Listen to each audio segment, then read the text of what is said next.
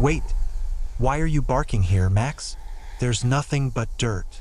The voice trembled in the dark, somewhere between frustration and disbelief.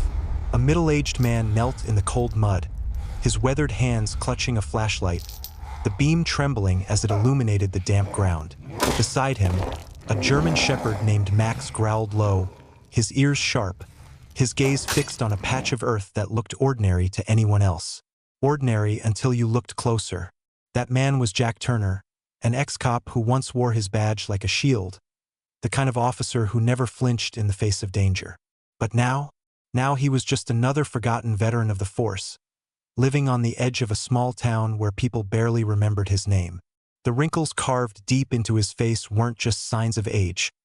They were scars of battles, both on the streets and within himself. His hair, once a proud dark brown, was now peppered with gray, a silent reminder of the time he could never get back. His shoulders still held the posture of authority, but his eyes carried the weight of regret. Max wasn't just a dog. He was Jack's last partner, the only piece of his former life that hadn't slipped away. Strong, disciplined, and fiercely intelligent, Max had once served as a K-9 unit in the city. Together, they had chased down drug lords, tracked missing children, and survived ambushes in alleys where light dared not enter. But after Jack's forced retirement, after a scandal that wasn't entirely his fault, they were both cast aside. The city had no place for liabilities. So Jack and Max retreated to the countryside, where silence often felt louder than sirens. Tonight, silence was broken by Max's bark. Sharp, relentless, almost desperate. Jack frowned, brushing wet soil with his hand. "Easy, boy. What are you trying to tell me?" He leaned closer, shining the flashlight where Max's paw had scraped. The dirt looked unsettled. Not fresh, but not untouched either. It was as if the ground had been disturbed years ago, then carefully concealed. A strange, rectangular outline seemed to whisper from beneath the surface. And that's when the hook twisted deeper. Jack realized Max wasn't barking at nothing. Max had found something. The night was thick with the smell of rain-soaked earth. The distant hum of crickets filled the gaps between Max's growls. Jack's heart pounded harder than it had in years, thundering in his chest as the dog dug with ferocious precision. Dirt flew into the air. The ground gave way, and soon, Jack's trembling hands touched something solid, something wooden. A door, buried under layers of soil. He froze. A rush of memories flooded back. Unsolved cases, whispers of corruption, the kind of rumors no one dared put in writing. He thought about the people who had disappeared in this town over the last decade. Cases no one connected, cases the police brushed off, cases that haunted him. "Jesus, Max," Jack muttered, his voice breaking into a whisper. "What the hell did you just find?" The dog barked once more, this time sharper, as if urging him to act. Jack wiped the sweat off his forehead despite the cold, his instincts as a cop flaring back to life. His flashlight beam shook as he traced the rotting wood, the iron hinges barely visible through the grime. It was a hatch, a hidden entrance. And in that moment, Jack Turner realized his dog had uncovered a secret buried right beneath their feet. A secret that could explain everything. But secrets always come with a price. "Easy, Max. Stay close," Jack whispered, his hand resting on the German shepherd's collar. The flashlight trembled in his other hand as he pried open the hatch. The rusted hinges screamed against the silence, a sound that clawed through the night air like fingernails on glass. The smell hit first, stale air mixed with something metallic, sharp, and unwelcoming. Blood, or at least the memory of it. Jack's heart skipped. He looked at Max, who growled low, ears pricked forward, ready. For a moment, Jack hesitated. He wasn't a cop anymore. He didn't have to go down there. He could close the hatch, cover it back with dirt, and pretend this night never happened. No one would know. But Max's eyes, intense, unblinking, pushed him forward. "All right, partner," Jack muttered, tightening his grip on the flashlight. "Let's see what the hell we've stumbled into." The tunnel descended steeply, a crude staircase of stone slick with moisture. Jack's boots slipped, mud smearing underfoot. Max padded beside him with silent confidence, his nose twitching, leading the way like he had countless times before. Each breath echoed against the damp walls, amplifying Jack's growing fear. The deeper they went, the colder it became. The air turned thick, suffocating, carrying whispers of mold and decay. Jack's light scanned the narrow walls, scratches, as if someone had clawed at the stone. His stomach tightened. Then, the first sign of something worse. An old leather shoe, half buried in the dirt. Too small for a man. Too delicate for a worker. Jack crouched, lifting it carefully. It was a woman's shoe, the kind you'd wear to church or Sunday dinner. The leather was cracked, soaked in years of dampness, but the heel was broken as if someone had run until it snapped. Jack's throat went dry. He remembered the name, Elena Brooks, a waitress who vanished after her shift one rainy night. That was 10 years ago. Jack had worked the case. No leads, no closure. Max! His voice broke. We're standing in a graveyard, aren't we? The dog barked once, sharp, echoing off the walls. They pressed deeper, the tunnel twisting into a maze. The walls narrowed, forcing Jack to crouch at times. Strange carvings appeared on the stone, symbols etched in uneven lines, overlapping like desperate graffiti. Some were words, "Help me. Don't trust them. God forgive us." The beam of Jack's flashlight shook over each message. His breathing grew shallow. Whoever wrote these hadn't left the tunnel alive. And then Max froze. His body stiffened, fur raised, teeth bared. A growl rolled out of his chest like thunder. Jack swung the light forward. At the end of the passage, a door. Heavy iron bolted from the outside. The wood around the edges bore deep scratch marks, fingernail trails that bled into splinters. Jack's pulse thundered. Whatever was kept inside had tried to claw its way out. He reached for the bolt. A sound answered him. Not from behind the door, but from above. Faint footsteps, muffled, moving across the ground where the hatch had been left open. Someone was up there, watching. Jack cursed under his breath, heart slamming against his ribs. He flicked off the flashlight, plunging the tunnel into choking darkness. The silence became alive, broken only by the sound of Max's steady breathing. "Who's there?" Jack whispered into the dark, his voice steady despite the fear twisting in his gut. No reply, just the scrape of boots above, then the slow creak of the hatch closing. Jack lunged forward, but it was too late. Their only way out sealed with a metallic thud. Max barked furiously, his growls echoing down the tunnel. Jack pounded the stone wall with his fist. "Damn it, we're trapped." And then, from the iron door ahead, came the sound Jack dreaded most. A knock, soft at first, then harder, then frantic as if whoever or whatever was on the other side had been waiting for years. Jack grabbed Max's collar, pulling him back, but his instincts screamed at him. This wasn't just a tunnel. This was a prison. And now they weren't just trespassers, they were part of it. He swallowed hard, his mind racing. He could either bolt back and claw at the hatch, or he could face the nightmare waiting in the dark. Max growled, his body trembling with tension, but his eyes were locked on the iron door, as if he already knew. The truth they came for was behind it. And in the pitch-black silence, Jack Turner whispered the words that would decide their fate. "All right, Max, we open it." The iron door groaned as Jack pressed his shoulder against it. Rust flaked off like dead skin, the hinges shrieking in protest. Max barked ferociously, lunging, his paws clawing at the ground. Then the bolt gave way. The door slammed open with a force that echoed through the tunnel. A gust of air hit Jack's face, damp and rotten, carrying the unmistakable stench of human decay. His stomach clenched. He swung the flashlight forward. The beam carved through the darkness, slicing into a chamber carved out of stone. Chains hung from the walls, some snapped, others still bearing the rusted outlines of cuffs. Bones littered the floor, bleached white by years of moisture.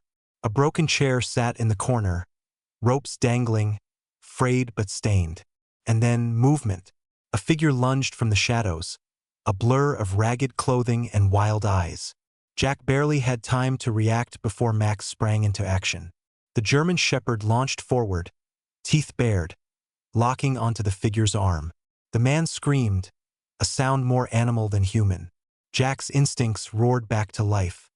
He dropped the flashlight, letting it roll and spin, casting chaotic shadows across the chamber, and reached for his belt. Of course, he didn't have his service weapon anymore. He hadn't carried one in years, but he always kept a combat knife strapped to his boot. He drew it.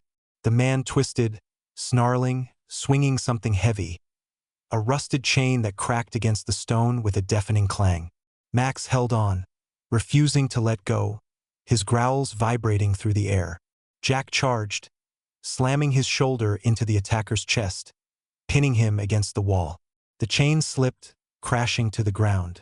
The man's eyes were bloodshot, pupils blown wide. His skin was stretched tight, pale and scarred, his hair long and matted.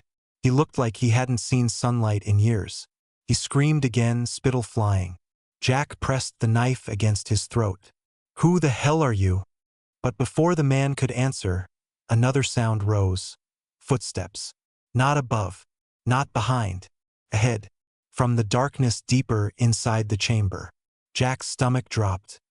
He turned just as two more figures emerged from the shadows, armed with pipes and jagged blades. They looked like ghosts, filthy, gaunt, but dangerous.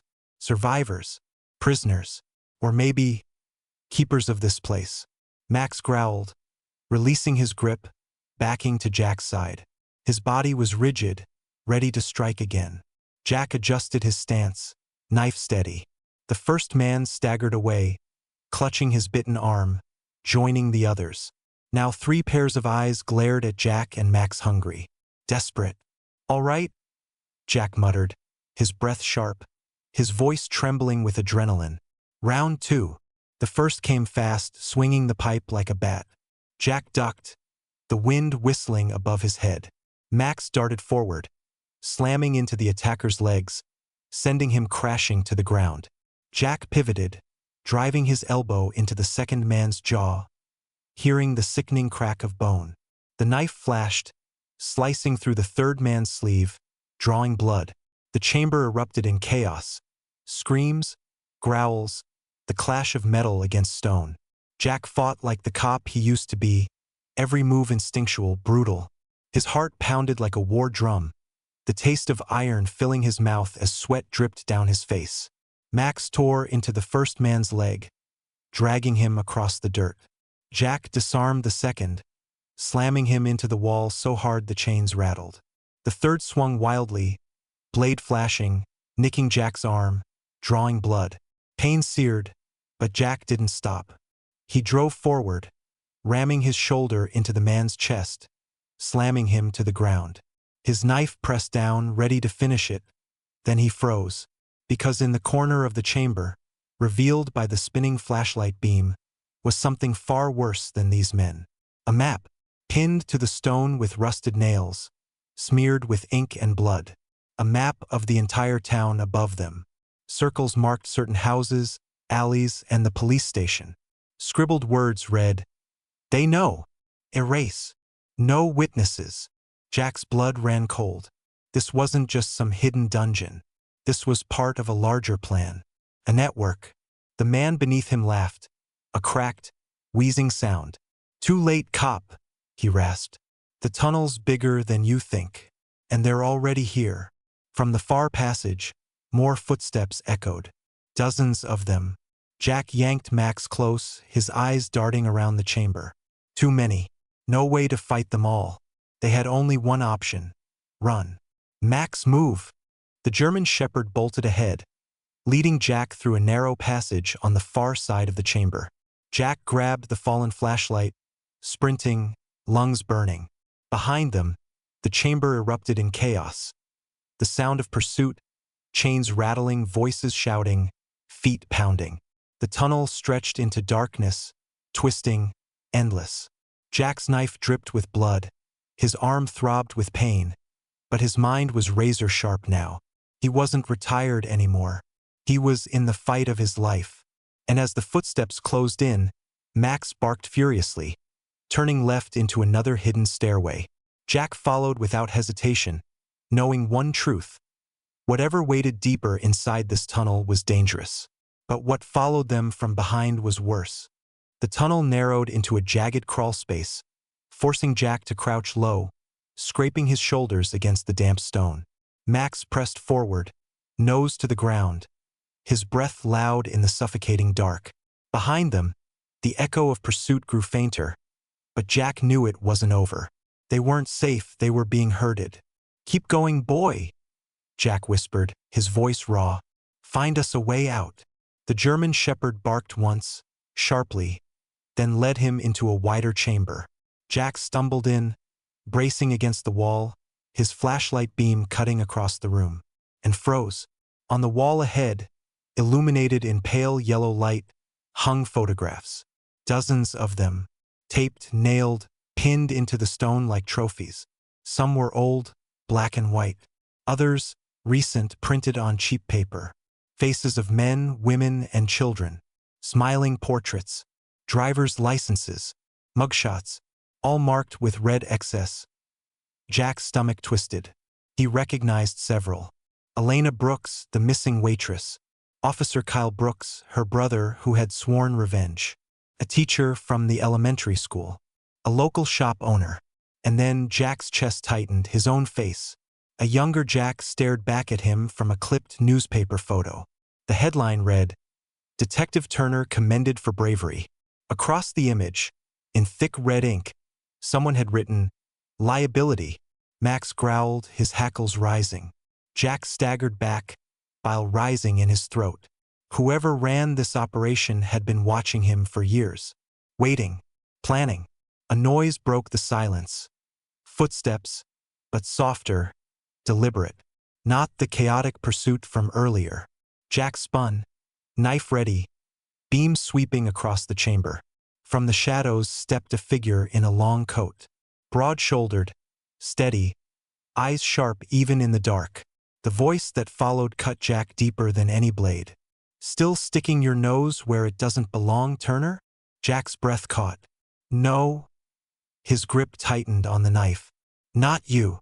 The man stepped closer, light catching his face. Captain Raymond Hale, Jack's former commanding officer. A man he'd trusted with his life. A man who had testified for him during the scandal that ended his career. Raymond looked older but not weaker. His hair was silver, neatly trimmed. His suit immaculate even in this filthy underworld. And his eyes calm, cold, calculating. "Thought we buried this a long time ago," Hale said, almost casually. "But I suppose you always were too stubborn to let sleeping dogs lie." He smirked at Max, no pun intended. Jack's throat went dry. Memories came flooding back. Hale closing cases without explanation. Missing reports. Nights when Jack swore he was being followed. He wanted to deny it, but the evidence covered the walls. Hale had been behind it all. You were supposed to protect them," Jack growled, his voice breaking. "All those people who disappeared. You signed their cases off." Hale sighed, almost disappointed. "Jack, you still don't get it. The world isn't about justice, it's about control. Some people vanish because they have to, because the balance demands it." Jack's fist clenched, knuckles white. "That's murder. That's order," Hale corrected, stepping closer. "And you, my old friend, were a problem. You still are." He gestured to the map pinned on the wall. "This tunnel system is bigger than me, bigger than the department, bigger than you'll ever understand." Max barked furiously, lunging, but Jack held him back. His blood boiled. He wanted to tear Hale apart, but his instincts screamed restraint. Hale wasn't just talking, he was stalling. And then Jack heard it, the faint click of safeties being released. From the shadows, two armed men emerged, rifles raised, eyes locked on him. Hale smirked. "You've stumbled too deep, Jack. This time, you don't walk away." Jack's mind raced. Two armed gunmen, Max at his side, and a traitor he once trusted staring him down. The odds were impossible. But Jack had something Hale didn't, Max's instincts. "Stay sharp, boy." Jack whispered, his voice low. "We're not done yet." Max growled, eyes locked on Hale, waiting for the command. The air hung heavy with tension, the chamber silent except for the distant drip of water. And then Jack made his move. The rifles clicked into place. Two gunmen stood steady, eyes cold, fingers poised on the triggers. Max snarled, teeth flashing, his muscles taut like a drawn bowstring. Jack's pulse hammered in his ears. He was outnumbered, unarmed save for a knife, and staring at the man who had betrayed him years ago. "Any last words, Turner?" Hale asked, voice smooth, as though this was routine. Jack steadied his breathing. Panic would kill him faster than a bullet. He glanced at Max, who never broke his focus, ears pricked forward. A plan sparked in Jack's mind, risky, reckless, but their only chance. He let the knife clatter to the ground. "Yeah," Jack said, raising his empty hands. "You always were a lousy shot, Hale." The insult landed. Hale's eyes narrowed, his lips tightening. The gunmen shifted their stance ever so slightly, waiting for the order to fire. That shift was all Jack needed.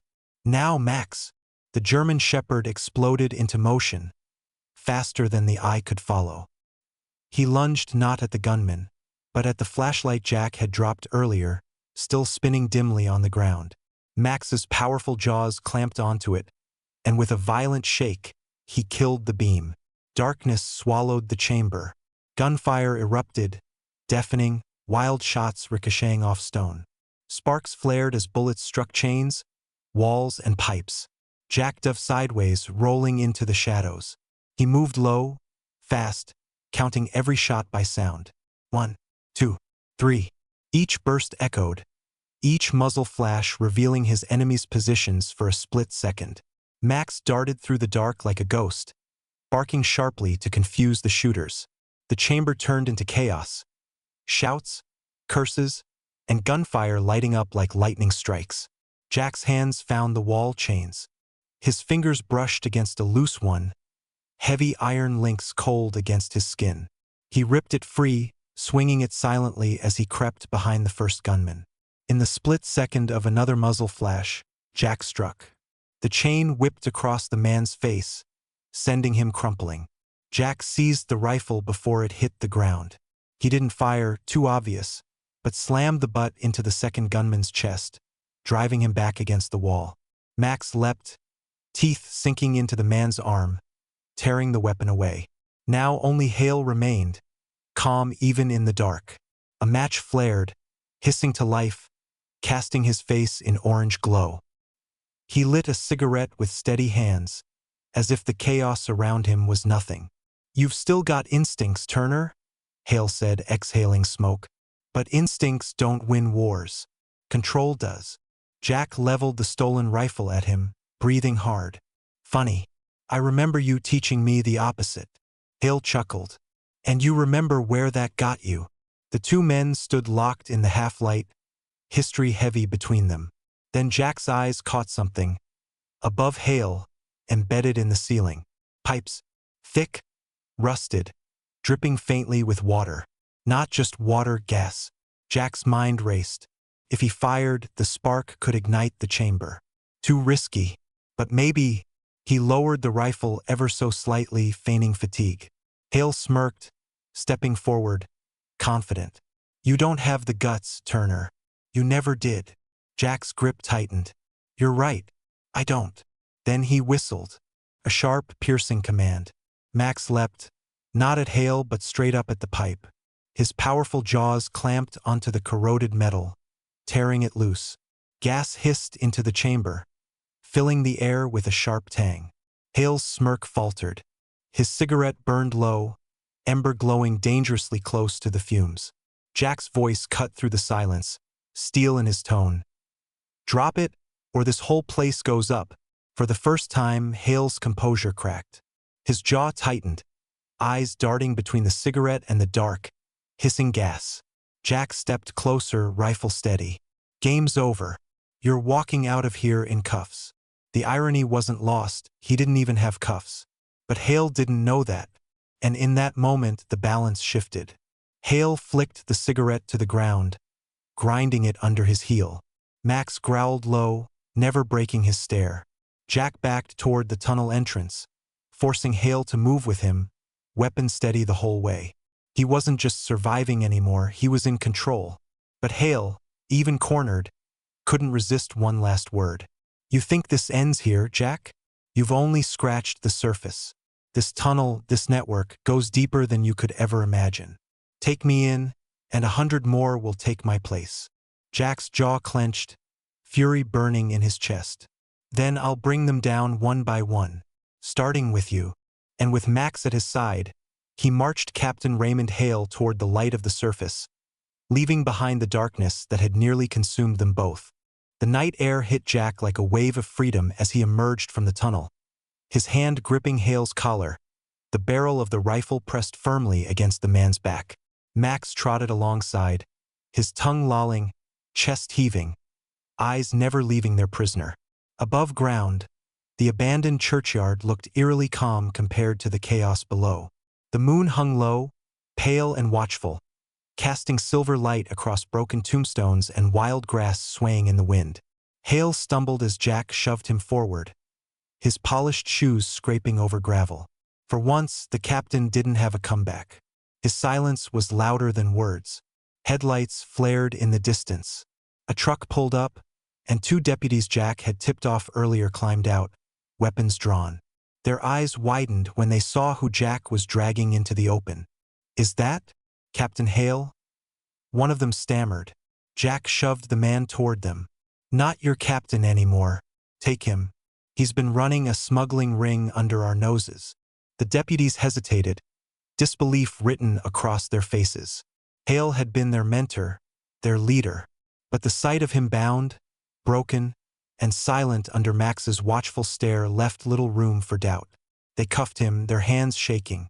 As Hale was shoved into the back of the truck, he turned his head just enough for Jack to hear him murmur, "This isn't over. The tunnels go deeper. You'll never close them all." Jack didn't flinch. He didn't need to. Max growled, low and steady, drowning out the poison in Hale's words. When the truck pulled away, silence fell over the churchyard again. Jack sank onto the cold stone steps, exhaustion crashing into him like a tide. Max pressed against his side, resting his heavy head on Jack's thigh. Jack ruffled the dog's fur, whispering, "Couldn't have done it without you, boy." His voice cracked, the weight of everything finally catching up. For the first time in years, he felt something close to peace. Not victory, peace. The ghosts of his past still lingered, but now he had a partner, a reason to keep fighting, and a sense of purpose rekindled. The town would wake to headlines of corruption, betrayal, and heroism. They'd never know the full truth of what happened underground. But Jack wasn't doing this for them. He was doing it for the man he used to be, for the oath he once swore, and for the loyalty of the dog beside him. As dawn crept over the horizon, painting the sky in shades of gold and rose, Jack rose to his feet. Max followed, steady as ever. Together, they walked down the quiet street, shadows stretching behind them. Jack knew Hale was right about one thing. The tunnels went deeper, and more enemies lurked in the dark. But as long as Max was at his side, Jack wasn't afraid of what lay ahead. He wasn't just an ex-cop anymore. He was something stronger. Hey everyone, if you've stayed with me to the end of this story, thank you. Stories like this aren't just about action or mystery. They're about resilience, loyalty, and what it means to stand up for what's right, even when no one else is watching. If Jack and Max's journey hit you the way it hit me, then do me a favor. Hit that like button, share this video with someone who loves a good story, and most importantly, subscribe to the channel so you don't miss what's coming next. Every click, every share, every comment, it fuels the fire to keep bringing you more epic tales like this one. I appreciate you. Stay sharp, stay true, and I'll see you in the next story.